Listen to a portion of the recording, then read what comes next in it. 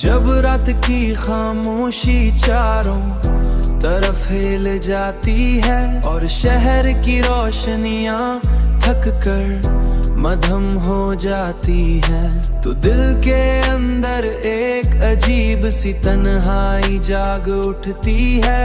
इसी तन्हाई में तुम्हारी याद एक चिराग की तरह रोशन हो जाती है।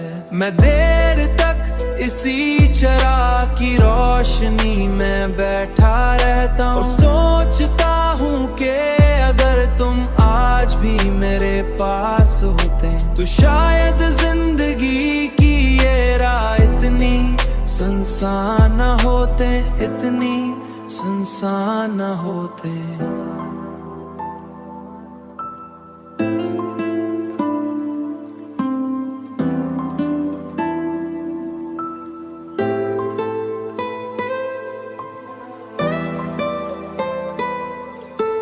वक्त ने बहुत कुछ बदल दिया है,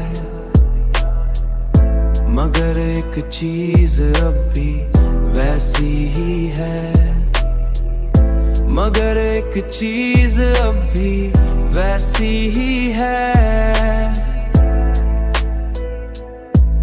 और वो है तुम्हारी याद, जो हर गुजरते दिन के साथ और भी गहरी होती जा रही है।